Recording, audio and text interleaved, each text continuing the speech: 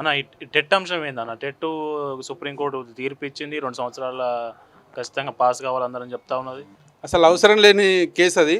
ఏదో మైనార్టీకి సంబంధించిన కేసు మనం సుప్రీంకోర్టులో చూసినటువంటిది. ఆ కేసు లోపల మొత్తంగా ఉపాధ్యాయులందరూ కూడా 2 సంవత్సరాల లోపు పూర్తి చేయాలి, లేకుంటే టెట్ పాస్ కాకపోతే వాళ్ళను ఉద్యోగాల నుంచి తొలగిస్తారనేటువంటి ఒక నిబంధన అనేటువంటి సరైనది కాదు.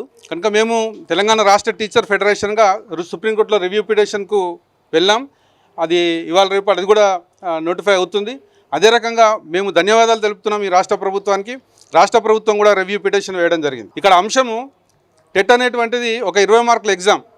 అంటే నూతనంగా ఎవరైతే ఉపాధ్యాయులు డిఎస్సి రాయబోతున్నారో వాళ్ళకు 80 మార్కులు ఆ పేపరు, 20 మార్క్స్ టెట్ ఉంటుంది.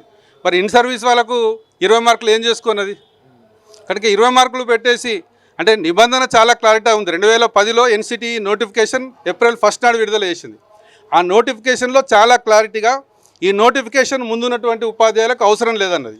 కానీ 2009 యాక్ట్ ఏదైతుందో ఆ యాక్ట్ లోపల అందరూ చదవాలని చెప్తూనే గైడ్లైన్స్ను మాత్రం జారీ చేయాలని చెప్పేసి యాక్ట్లో పేర్కొన్నారు. కనుక దానికి అనుగుణంగా గైడ్లైన్స్ని ఎన్సిటి జారీ చేసినప్పుడు దానికి అనుగుణంగానే పోయినాం. ఆ తర్వాత 2011 లోపల రాష్ట్ర ప్రభుత్వం, అప్పుడు తెలంగాణ ఆంధ్రగా ఉన్నటువంటి రాష్ట్ర ప్రభుత్వం, మనం ఒక్కడిగా ఉన్న రాష్ట్ర ప్రభుత్వం 51వ జీవో ద్వారా అంటే ఈ నిబంధన కన్నా ముందున్నటువంటి ఉపాధ్యాయులు టెట్ పాస్ కావాల్సిన అవసరం లేదని చెప్పేసి ఒక జీవో ఎంఎస్ నెంబర్ 55 ఇవ్వడం జరిగింది. మరొక క్లారిఫికేషన్ 2014లో ఇచ్చింది. ఎవరైతే పదోన్నతి పొందబోతున్నారో పదోన్నతి పొందువారు మాత్రం కంపల్సరీగా వాళ్ళు టెట్ పాస్ కావాలని. ఇక్కడ క్లారిటీ ఏముందంటే ఒక పదోన్నతికి మాత్రమే 2014 అడిగింది తప్ప ఎక్కడా కూడాను ఈ టెట్ నిబంధన కన్నా ముందు ఖచ్చితంగా టెట్ పాస్ కావాలని ఎక్కడా కూడా కోరలేదు. ఇవాళ 23వ ఆర్టికల్ విద్యా చట్టంలో ఉన్నటువంటి దాన్ని బేస్ చేసుకుని ఇవాళ వచ్చినటువంటి దాన్ని మేము ఖండిస్తూ ఇవాళ కేంద్ర ప్రభుత్వం కూడా చూడాలి. అంటే ఒక ఆట మధ్య లోపల నిబంధనలు మారవు. అంటే ఒక ఉద్యోగ నియామకానికి సంబంధించి టెట్ అవసరం లేదని చెప్పేసి ఆ తర్వాత టెట్ నిబంధన వచ్చిన తర్వాత కూడా కేంద్ర ప్రభుత్వం, రాష్ట్ర ప్రభుత్వం చాలా క్లారిటీగా చెప్పిన తర్వాత ఈరోజు టెట్ పెట్టాలనేటువంటి నిబంధన సరైనది కాదు. కనుక రాష్ట్ర ప్రభుత్వాన్ని కోరుతున్నాం.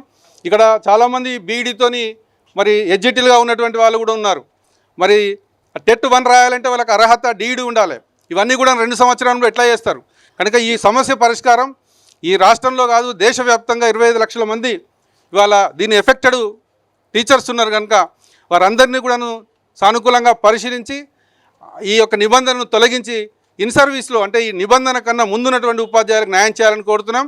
టీఆర్టీఎఫ్గా కూడా మేము రివ్యూ పిటిషన్లో ఆల్రెడీ పంపించాం. ఇవాళ రేపు అది కూడా మేము రివ్యూ పిటిషన్లో కేసు కూడా బెంచ్ మీదకి రావడం జరుగుతుంది.